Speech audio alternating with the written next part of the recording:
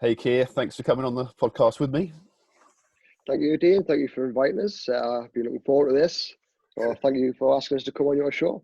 Yeah, no worries. It's an absolute pleasure. Now, I know we were speaking the other day. We were trying to recall how long ago it was when we first actually caught up, and I think we pinned it down to about 2012. I think, wasn't it, when we both attended a Mike I think so. I Marler. think it was kind of Mike Marler's seminar, wasn't it? The concert. That's Uh, right. Yeah, yeah, he yeah. was he was It doing a was 2-day kettlebell workshop, and it was up in County Durham, was it? A gym where I believe you was actually working with Jack Levette. yeah, Spartan Performance. It's when I first kind of start getting into all the strength and conditioning side of things. Really, Yeah. all those years ago, I was just finishing off university at the time. Yeah, so amazing. So 8 years ago, sure that flies by. So obviously we've been in touch since then. And I've known you for, you getting into the S&C world then, and you've progressed quite a lot since then in terms of your own growth and your own business. So I know you and I'm aware of you, but for people who've never heard of the man that is Keir Wotherspoon, who are you and how would you describe yourself? How would I describe myself? Well, see how that comes out. So basically, I've always been into fitness since I was a young kid. Really, had like a multi gym in my bedroom at the age of 15. Always been at that side of it, more from a body compositional side of it, like a confidence thing. Didn't really have a lot of confidence as a kid. Hit it quite well, but that's just kind of why I got into it. But then, kind of over time, just doing it as a hobby. When I got to, I was working in a factory. I was making parts for airplanes. Got about 26 year old, and realized, there's got to be more to life than this. So I kind of sold my house, quit my job, and went to university and done a degree in sports science. My idea was to be a PE teacher. Um, that was the sole aim. No idea why. Just I love sport. Thought teaching could be good. Put two and two together. Thought great. I'll go and work in a school. Actually doing a placement in a school and didn't like it. I thought, right, okay, what's going to happen here? But at the time, I'd been doing personal training qualifications, so had a few clients. Had a client I was kind of traveling all the way over to Newcastle. I mean, from here, Newcastle's about 15 miles. I was traveling 15 miles just to train one client, taking all my equipment with us, which I actually quite enjoyed. It was good. So I like that side of it. And then when I was finishing university, I got into Jack's place. I was training at Jack's place at Spartan, and then he approached us about a job. So yeah, kind of give this a go. I was already training an athlete as well at the time, and then just kind of got into more the strength and conditioning side from there. But I've always been a fitness enthusiast, I would say. That's always been my background. It's just something I've loved since I was a kid, and it just developed into eventually opening my own gym. So you mentioned the strength and conditioning. Now, I remember when I was back in the days when I was sort of going into the personal training qualification, I did my level 3. It wasn't actually until I started doing level 3 myself that I actually heard of what a level 4 and S&C coach was, if that makes sense. So for a lot of people out there, I guess they probably don't even know what an S&C coach is. So how would you describe it? Because again, I didn't discover it until I got into trying to learn to be a personal trainer. And it sounds like it was a progress or, a transition for you to discover it because you was going to be a PE teacher and then you came across it. So how would you describe S&C coach for the people who haven't yet been exposed to that? Yeah, pretty much like you. When I first doing personal training, I didn't have a clue what S&C was. What strength and condition stands for strength and condition. Obviously, I knew what strength was. It was like condition. What's all this about? I didn't even know what it was about. And then I had a big interest in it, and I went through the UKSCA, which is United Kingdom Strength and Condition Association. These are like the guys who pretty much own it in the United Kingdom.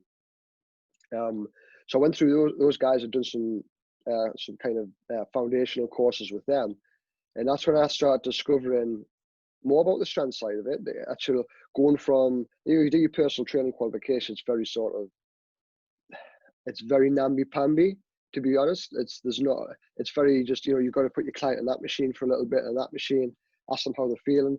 There's not a lot of actual bodily movements, actually getting into how your body moves and how you can get it stronger. And this is what strength and conditioning is about. It's about, getting somebody from the basic phase and just making them stronger, not necessarily sort of Hulk strong, but just stronger. And this is why that transitions into into sports, because if you can get an athlete strong at movements, that athlete's going to be stronger in the sport.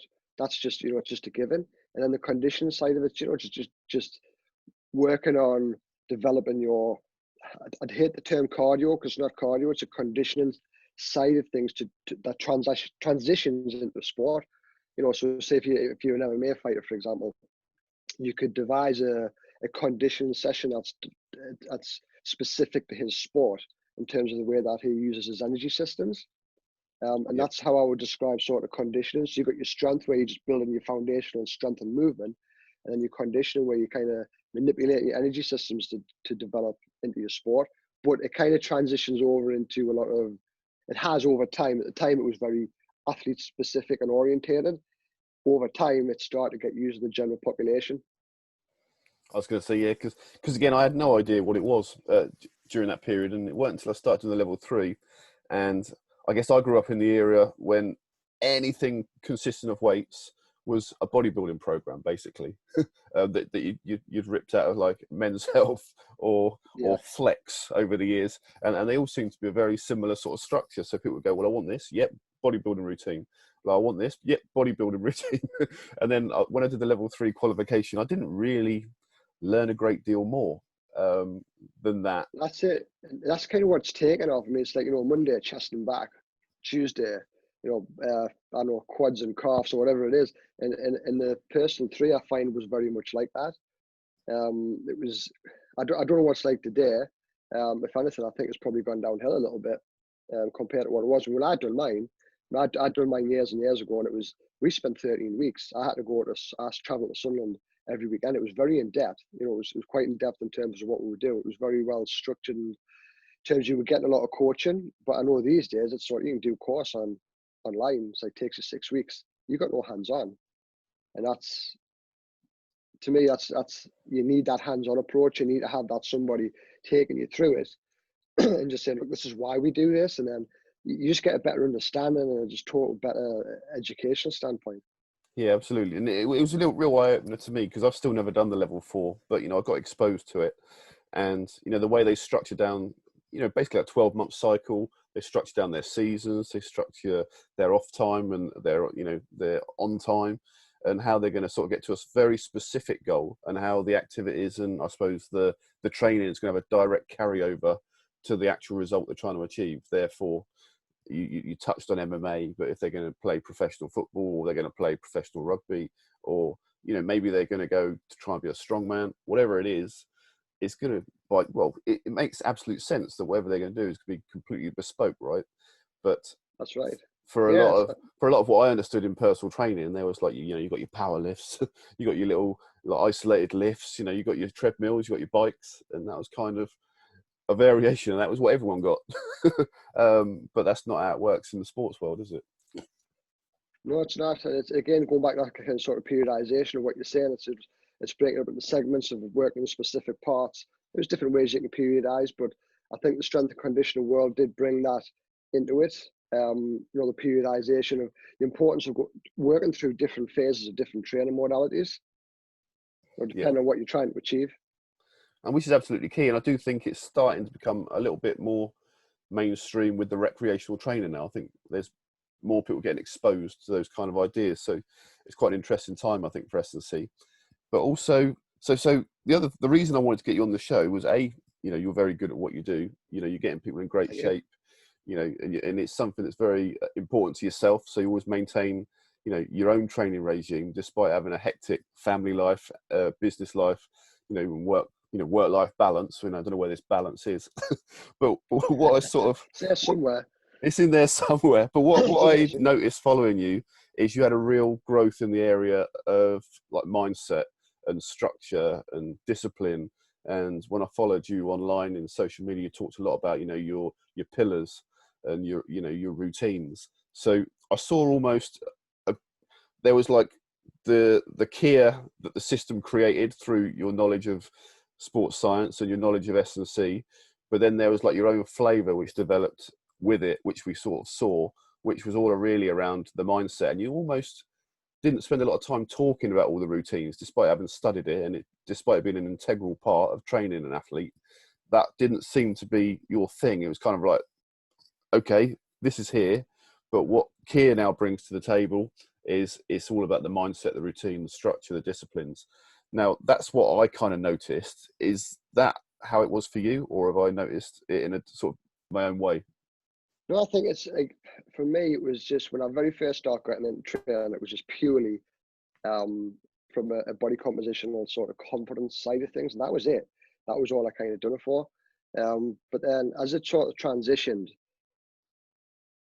I started struggling with a lot of things in my life.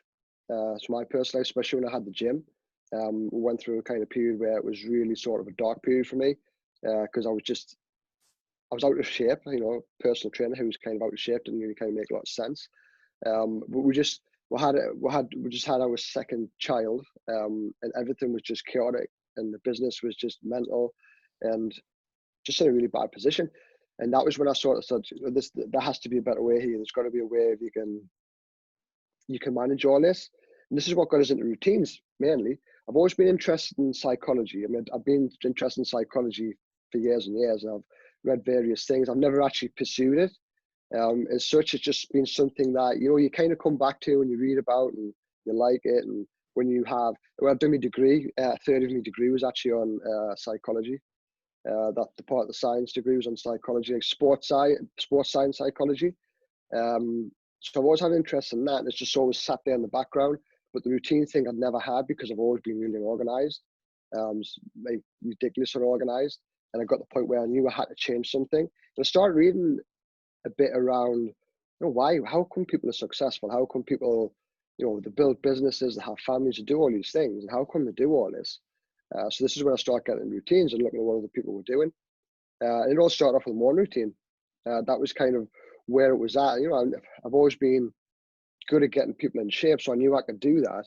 But then I needed to sort myself out. So this is where it started. It was okay. And I started developing a morning routine, seeing how that goes. I mean, it was ridiculous. I started getting up at like 4 o'clock in the morning, and you know, I still wasn't getting to bed at 11 o'clock at night. That kind of wasn't working.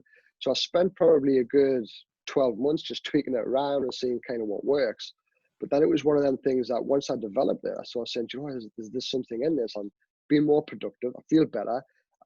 Actually got in the best shape of my life, just because I had everything structured and I put them as a priority. And it's just something that it's really been a game changer for us. And that's how all the routine and the structure sort of developed from there. So it wasn't something I've always been into. It was just something I was forced into doing. That's interesting, yeah, because I suppose looking back, you know, when I think pre-kids, everything just seems so simple. There was always time. There was always opportunity to do things. If you say you're going to do something at 7 o'clock at night, you just do it. And then all of a sudden, family life comes in, business life comes in, probably a bit more hectic for you in terms of business life, because running a gym is not your standard 9 to 5 hours. And because you had your own place and your own facility, you're kind of responsible for what happens at all moments. And, you know, a lot of personal trainers and a lot of people in that world end up, you know, working some extremely long hours, especially if you're a business owner. And now all of a sudden, all those little pockets of time when you used to live your life, I suppose, they're all just evaporated in front of you. And I know, and I know from my experience of having children, you know, when you tell them the plan in the morning of where they're going to be at what time, they don't really take it too well, do they? They just do whatever they want to do. So they're too busy doing something else, so it's not a priority to them. Exactly. So when did you first learn about morning routines? I know we see a lot of people online with, you know, I get up at the crack of dawn, and, you know, I have my super bulletproof coffee and I get turbocharged for the day. But a lot of people, but where did you find out about morning routines, and how did you, what was your starting point in terms of structuring your own? I know it went through. The starting point was, I read Robin Sharma's 5 a.m. Club. Have you read that? I haven't, no. It's actually a pretty good book. He's it was totally different what I thought it was going to be. I thought it was just going to sort of say the importance of routine. But he actually tells a story the whole way through. It's actually worth reading because it's actually a pretty good story. Nothing compared to what you would think it would be. It's honestly, if you have a read of it just for the pure the entertainment value of it. But basically, his kind of philosophy was you're getting up at 5 o'clock. This is like the magic hour. So you get up at 5 o'clock. You've got 20 minutes. I think I can't remember what his process is now. I think it's 20 minutes to exercise, 20 minutes to read, or 20 minutes to do something productive. I can't remember now. It was basically, it was 3 sets of like sort of 20-minute blocks. And he was kind of claiming, if you do this, your day will completely transform, your life will completely transform. I was a bit hesitant at first. I thought, can it be just in the hour? But I'll give it a go anyway, because there seems to be a lot of people, like you say, successful people. This 5 a.m. is, it's there. It's people get up at 5 a.m. and they're doing all these things. So I thought, I'll get up and I'll do it. And it actually worked. It actually worked for us, because it wasn't so much the 20-20-20. I couldn't get away with that. But it was just the fact when I was up at 5 o'clock, I was being more productive and I was doing things. But bear in mind, I had clients in at 6 anyway. So I was kind of having to get up at 4:30 to make that hour actually work for us. But I just found that I was getting more things done. And for whatever reason, I was just more productive. And ever since then, I mean, I've adapted it loads since then. But from then, it was just that I found something in myself that I can be productive in the morning. I can actually get a lot of things done. I'll probably get 2 hours or 3 hours worth of work done in an hour, because I just feel supercharged and I feel really creative in the morning. So me, it's just something that's stuck. Yeah, that makes sense. But I've not read that book, but I would like to actually. Was he the guy who wrote? Is it The Monk Who Sold His Ferrari? Is that the same guy? Yeah. Yeah. No, I've not read that one. The one I have read on a similar vein it's got a popular book at the moment, was The Miracle Morning. I don't know if you've seen that one. No, I've not seen that one. Yeah, I don't know how much of it there is a crossover, but The Miracle Morning is built on the premise that there's certain things you do on a daily basis to grow, and each day you're trying to work out how to fit them in. So the concept of The Miracle Morning is you sort of collapse it all into a little mini program, and you get up early and you do it as the first thing in your day.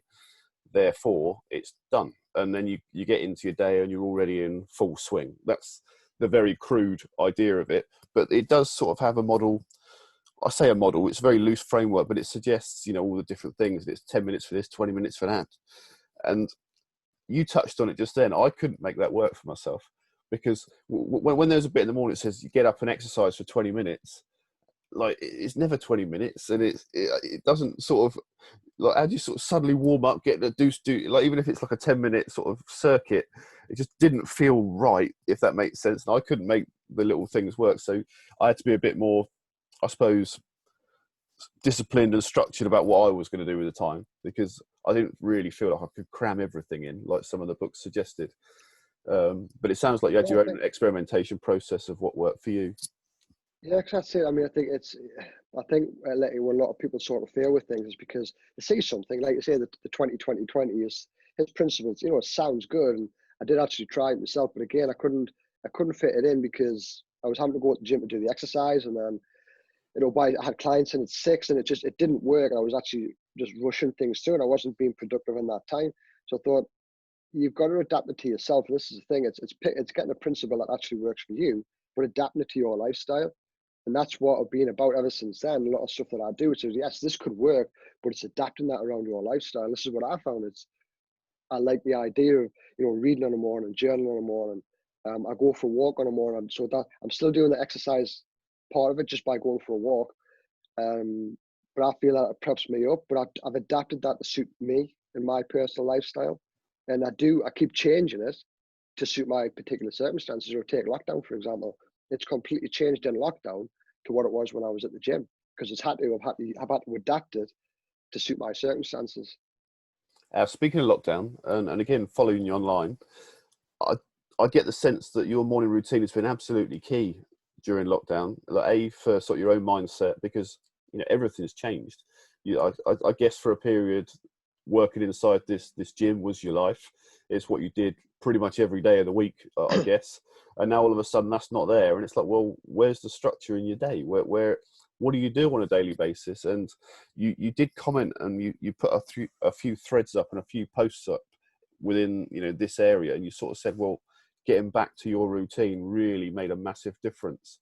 So can you describe that a bit further, of how you adapted it for lockdown, how it really sort of kept you straight, really, I suppose, in a period of uncertainty?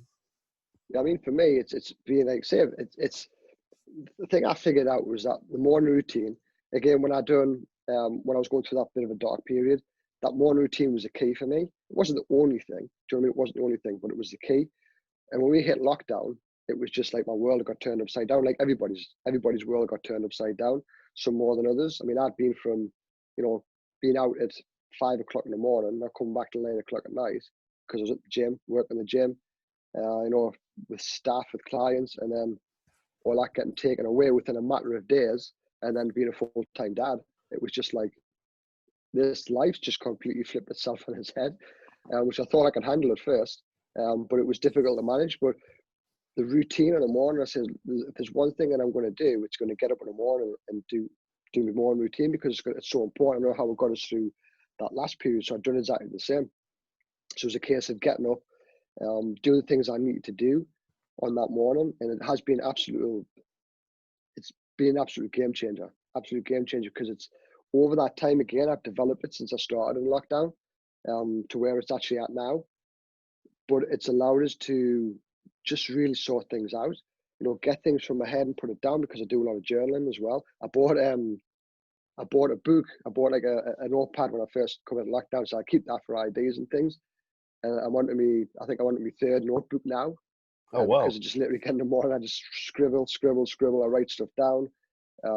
That's been an absolute game changer. The journaling itself and the morning routine has just completely changed everything for me. I guess it makes sense, because the one thing we're always taught is the only constant is change. Yet, despite the constantly changing world, I think we all need something which is a constant. We all need something which is structured, something that's a routine, and something that we can get back to, almost like a center point. So when it all goes a bit haywire, which I think lockdown was quite an extreme version of that, but let's face it, life always has twists and turns, but we always need that center point to come back to. And it sounds like, having developed your own morning routine, it's given you that structure. So it's like, right, okay, this is where I can sort of, like, I suppose, reorganize and then sort of get back out there. I use this as my reset point. So I think, some days you have days and you just finish it, you think there's just nothing's went right today, and you just feel, I don't know, whatever it is you're feeling. But then what I feel in the morning when I'm sitting down and go for a walk, that's my reset point. So I've had a good sleep, or even if I haven't had a good sleep, as I get up in the morning, I reset, I write everything down and go for a walk. And it's just that it gives me an opportunity to start again that day. And I think that's a big thing to kind of look at. It is taking that thing away. It is starting again, because every day is a new opportunity. Every day you have an opportunity to do something different that you've done the day before. But if you actually have that focal point where you can just say, okay, this is my starting point for the day. What am I going to do? Write stuff down, make a plan, and then write the things that you need to get done down, and then it gives you a better focus for the day. Makes absolute sense. And I think it's also why I've enjoyed following you online as well, because A, we met that time, but B, seeing how you've sort of grown and how you built your own business, because at that point you hadn't sort of built your own business, and following that journey. What's been key as well is the personal trainer world had a bit of a, not a fault, because that's a bit harsh, but it had a sort of persona of everything was perfect, everything was amazing, and this is how I keep my abs in mint condition, this is how I'm optimally turbocharged, this is how my days are always perfection, this is how, if you follow me, you can live like me, eight holidays a year on Saint-Tropez with the perfect beach body look, and everything was kind of perfection, if that makes sense. There was that sort of persona of the industry. And then we got people like yourself coming out and going, well, sometimes days don't go to plan. Sometimes it all just, falls apart, and you've got to regroup. And I think it's quite refreshing for people to hear that. They go, all right, so I don't have to be perfect all the time. I can actually, it's okay sometimes to fall on your face and pick yourself up again. Unfortunately, I used to be that personal trainer when I very first got into it. Everything had to be perfect. I mean, I was again, didn't have kids at the time, so I was really anal with everything. My food, my training, everything was perfect. So, but that crossed over when I started being a personal trainer, much to my detriment, because it's not how people live. But it was a massive wake up call, but a massive learning experience for me, because one of my clients that I had at the beginning were just they were like a few athletes, and one in particular was like 15-year-old, so he could do anything he wanted. I could give him a workout to do, and he could do it any time of the day, he could do anything. It was when I started training women, which majority of them were mothers, that's when things, I kind of thought, this cannot be right. So one of them in particular, I actually wrote a post about this a while ago. I don't know whether you read it or not. Yeah. But she had four or five kids at the time, and I was just relatively early into my personal training days, and she was struggling to lose some weight. She'd done really well. She had done really well. Bear in mind, she had four kids and she was training 3 to 4 times a week. She was consistent. She was the first one through the door when she trained, and she was telling us one day, she says, "Oh, I'm really kind of struggling to lose some weight." And he says, "Well, what's your food?" He says, I'm just finding it struggling. I'm finding it struggling to actually just prep and prepare my meals." And he says, "Well, you just got to make time." And I said it with an actual straight face, and she just looked at us, and she says, "Got 4 kids." I was like, "I know, but you just got to make time." Yeah. And we had a good relationship at the time, and she just looked at us and she smirked and she just said, "I can't wait till you have kids." And that was kind of it. We just kind of left it there. And then it was only kind of years later where I thought, do you know what I mean? She should have really just hammered me in the face with the left hand. She really should have, because it was, you do have this life, and it's not perfect. You can't prep your meals all the time. And I think when you get in the personal training world, the thing is, you're taught that. That's the Yeah. belief that you had. You've got to be perfect. You've got to have this Tupperware box, and you have to have everything just absolutely nailed on point. And you know what it is? You don't. And that's the whole point. You actually get better results when you don't do that, because you become less stressed. Yeah, the truth of that hit me in the face like a wet fish, because I had exactly the same experience when I was younger. Even pre-learning to do personal training days and doing the qualifications, I was always, you either find the time or you find an excuse. That was always kind of my mantra. Like, if you want to do it, you find the time. If you don't, then you find an excuse. And it was all very quite hard line of, well, what's your excuse? What's your excuse? And then I fell into the same world as you, where I had children. All of a sudden, it didn't wash. It just didn't work that way. That's not how life is. Yeah. And I think I do actually remember some almost arrogant conversations when people say, "Well, what are you going to do when you've got kids?" And I'll be like, "Well, I'll get up first thing in the morning. I'll do the prep. I'll prep for the kids. The kids will be, I was almost planning out like the kids would eat like perfect nutrition and just grow up like the mini Hercules. I had it all sort of like in my head of how They'll do exactly what you say. yeah, how easy it was going to be. And I don't really understand the problem. And like, the only reason you have all these problems is because the kids fell into bad habits and you didn't have structure and a routine. And if you'd have had structure and a routine, you wouldn't have had those issues. And then all of a sudden, fast forward a few years, it's like, well, how's it working out for you, Dean? This perfect plan. And it's like, yeah, actually, there's a lot of people who tried to tell me and I didn't listen. But now I know for a fact. I've experienced it, and it's hard. It's really hard. It is. I think it's prioritization as well, isn't it? It's like, okay, you want to lose, using kind of weight loss as an example, you want to lose some weight, you've got to focus on your food. You have to, you can't just not focus on your food. So it becomes a priority, but it doesn't mean that you have to spend, the whole of your Sunday prepping your food. It just means, okay, what can I do here to make this based around my lifestyle? How can I make it work? And that's the thing, is prioritize. It's not saying that, yeah, I can't do it because I've got kids. It's okay, how do I do this? How can I actually make this work with my lifestyle? Yes, it's not going to be perfect, but how can I do it? And I think that's what I've got from I've had kids, and then the experience I've got through clients as well. It's there's always a way, but it's how do I do it? How do I make it work my lifestyle? Yep. If you've got to train, do you have to train for 90 minutes, or can you train for 20 minutes? You can get a good training session in 20 minutes. You don't have to train for 60 minutes, so you can kind of get that in there, and it's prioritizing, and it's making what's important to you at that time. If you're doing stuff that isn't a priority, then maybe you could lose that and put something in that is a priority. Well, it's interesting you say, because you said there's sort of no perfect plan, but I guess perfection now is it's all relative, isn't it? It's perfect for the individual, whereas maybe from what you're saying, it maybe we was in a similar place at one point when perfect was the universal plan which everybody should be doing. Like, I remember when I first worked in London, and there was a receptionist, like a young lass, and she just wanted to get in shape, just recreationally, just for her own self. And I remember speaking to her one day, and she was like, "Yeah, my personal trainer's got me on 8 meals a day, and I can't work out how to fit it all in." And I was like, "Why are you on 8 meals a day?"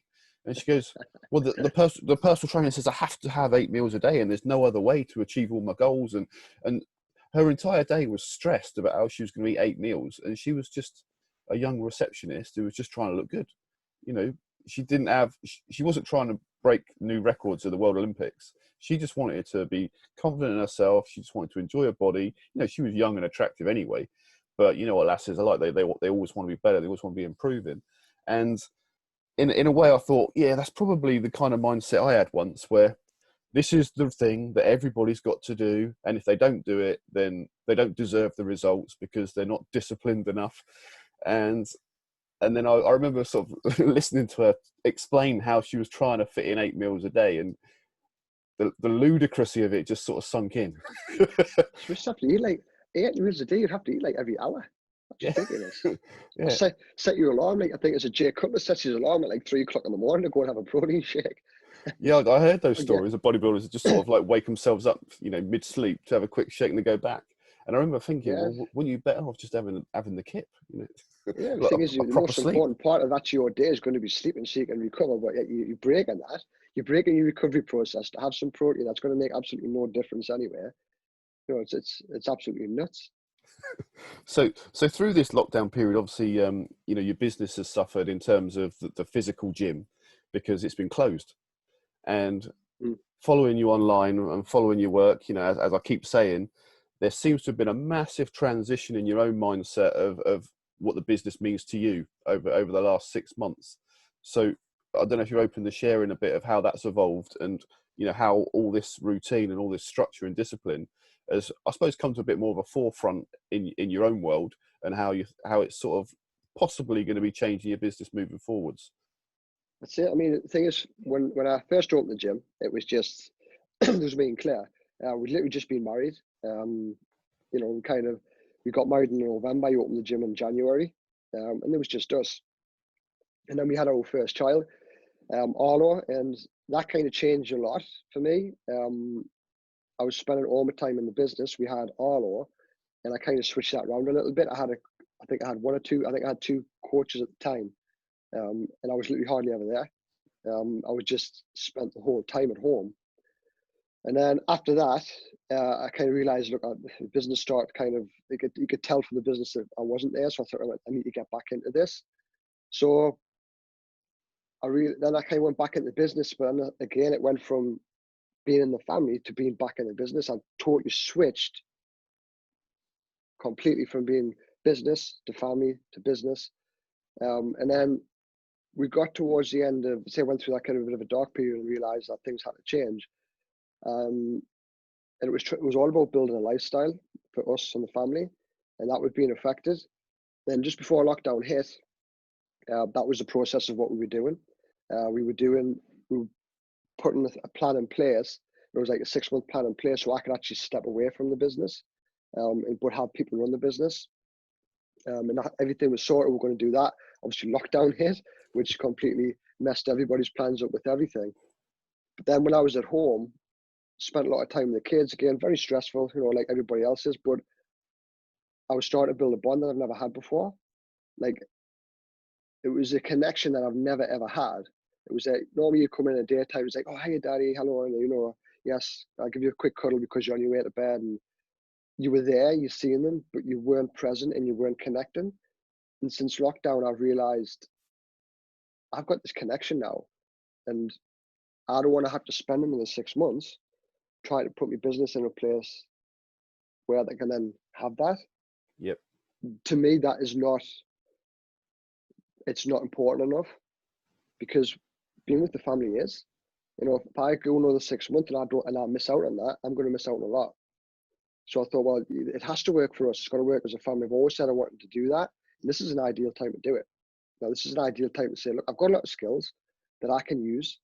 How can I use these and still have the lifestyle that we want as a family? Yep. And to me, it was just a massive realization, a wake up call. So I suppose I've got to be kind of grateful, really, for lockdown happening for us to be able to do that. So this is kind of where I'm going. So I'm taking everything from the gym and actually moving onto a more online basis now. Yep. So I guess the transition is that the gym won't be continuing in terms of the physical aspect.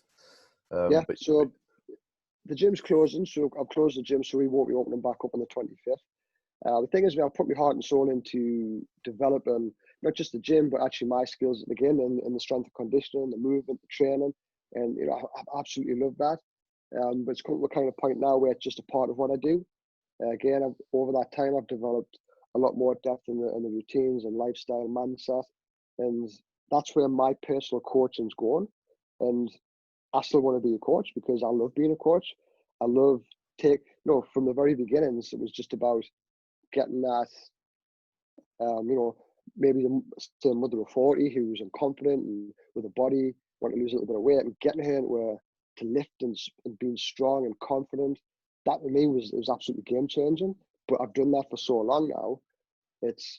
I can see I can have a bigger effect on people's lives. Yep. More internally than just externally. Well, I think you probably turn into the client's dream coach at the minute, especially for the people you're describing, because you know exactly how to get people in shape. You know the science, you know all the routines, you know the structures, you know the cycles, all that stuff, you know, in and out. But the question mark with clients is, well, how do I fit this into my life? And as we both touched on, being fathers, we didn't really get it. We didn't know the struggles people go through. We didn't know the challenges. We didn't know the problems. Because when I look back at my early days, most of what I learned about training was hanging out with friends who were doing sports science degrees. I actually did chemistry degree, which was quite boring, but I was in the sort of uni rugby team, and a lot of guys there were doing all the sports science degrees. So when we used to train together, that's where I picked up a lot of my ideas at the time. They were some of them, my ideas were flawed. However, it was through a period at university where my day was completely structured around what I ate and how I trained, and then I fit in studying on top. So that was all of my ideas around that kind of world. Therefore, I'm coming from a mindset of, well, this is the priority. Everything else is peripheral. Now, when you're coaching people, life's already filled. The actual training is peripheral, and obviously you got us as youngsters going, well, you plan your day around what you eat, you plan your day around when you train. And obviously as a youngster, I could train twice a day because A, I was young, B, I could recover, and C, I had oodles of time, and it was so easy to plan everything else in the space that was left, if that makes sense. And now you've got clients coming to you and going, well, that's lovely, Keir, that's not how my life works. But you've also got that appreciation for that now, because you're a married man, you got two young boys, demanding boys, high energy, who demand a lot of their dad, and you're trying to run a business. So you know exactly how you've got to make time for everything, and you've got to fit everything in. You can't, while you're juggling all these balls, you can't just allow a few to drop anymore. Like, they've got to keep going, right? And that's it. And the clients, it's like a dream trainer now for these clients who are busy going, I just want a trainer that understands me. That's it. That's kind of, I suppose, what I want to get up to, the experiences that I've had, and I've had to develop myself. But I've also worked with a lot of people from the start. When I actually started doing this myself, I started implementing a lot of these factors into a lot of other people's days and routines, and it had a really profound effect.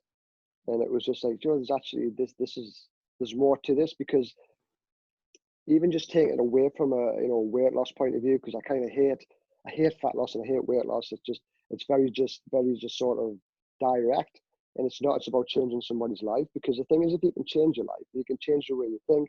If you can develop things and have things fit with your lifestyle, then things like weight loss and fat loss just becomes a side effect. And This is what I've been trying to do probably for the past 18 months, is actually get that point across.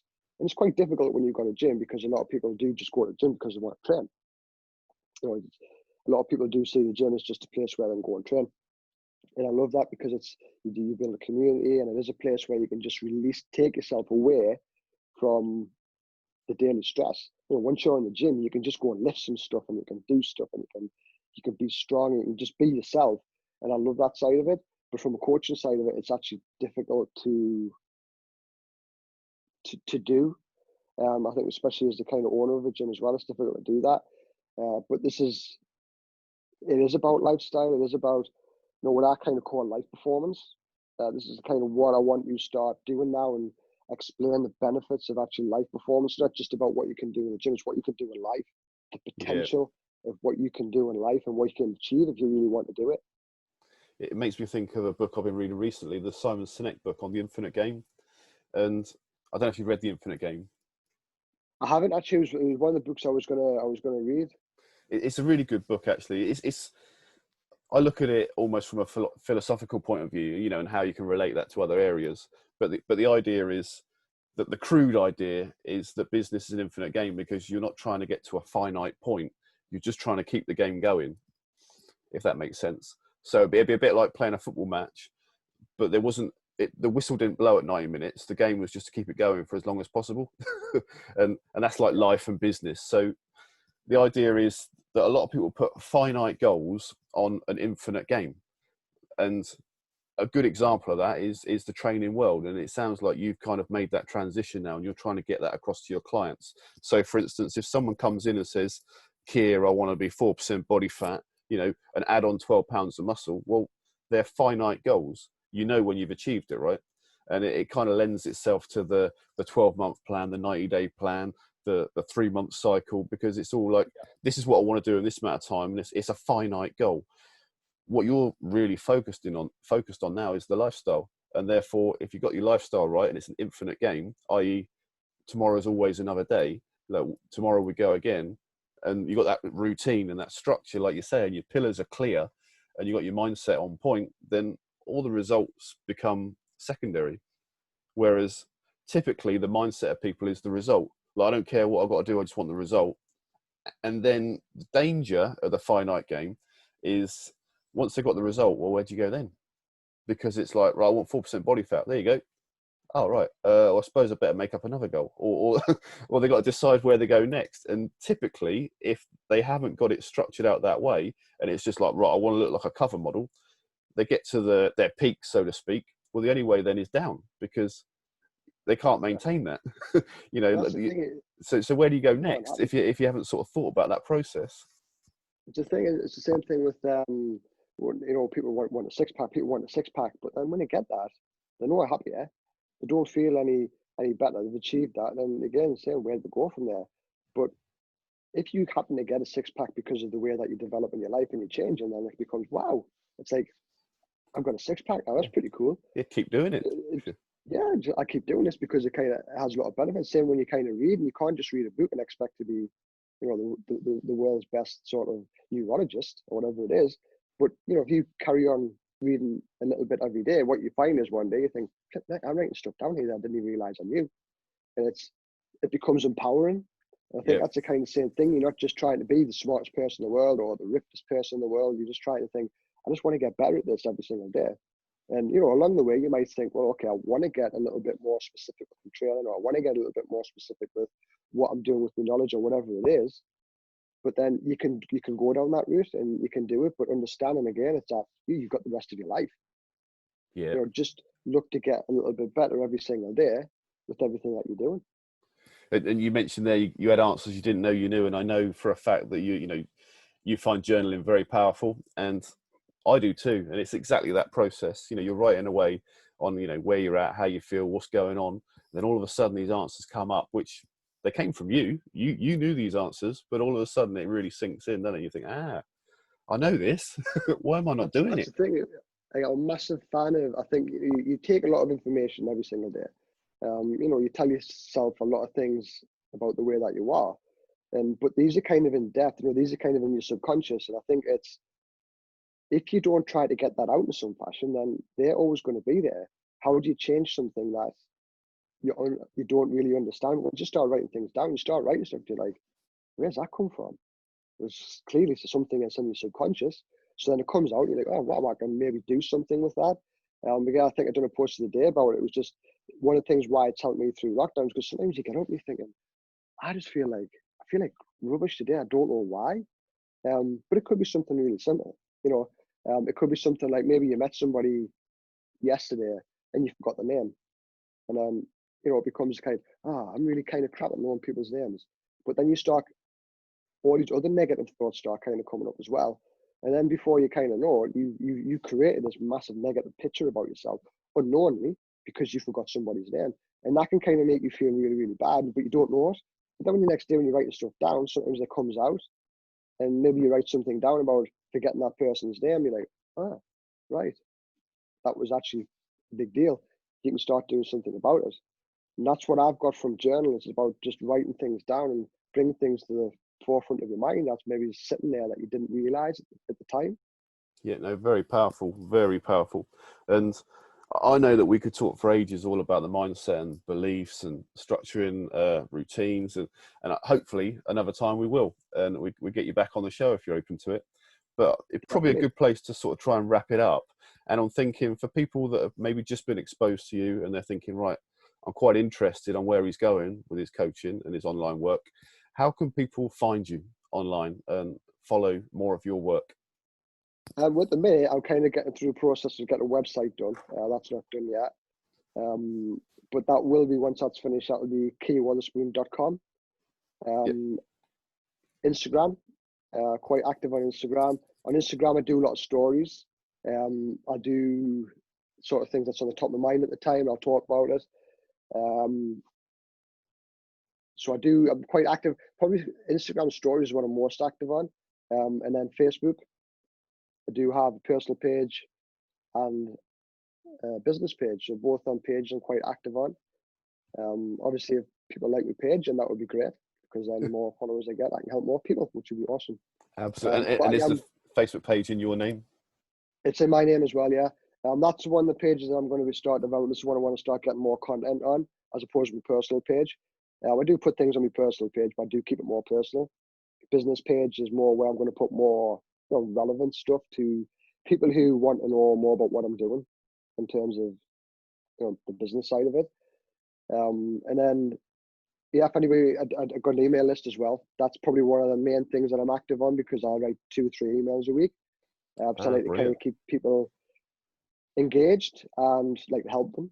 And I find that email's a good way to do it, as opposed to Facebook and Instagram's great because you do get your kind of followers on there, but you do hit a lot of cold traffic with the emails. It's people who already know you, and you can strike up a better relationship, I feel, on there. Go a bit deeper. Yeah. So where can people get access to subscribing to that list? I'm just putting it, what I'm doing, I've actually got an ebook coming out. It's actually supposed to be done last week and I still haven't got it, but it should be done by the end of this week. What I'm going to do is I'm going to put that on to the Facebook group, the Facebook page, sorry. And there'll be a link there to kind of download it. And then you can get into the email list as well. Perfect. So for people listening in, that's Keir Wotherspoon. Keir is Keir. That's right, isn't it? Keir.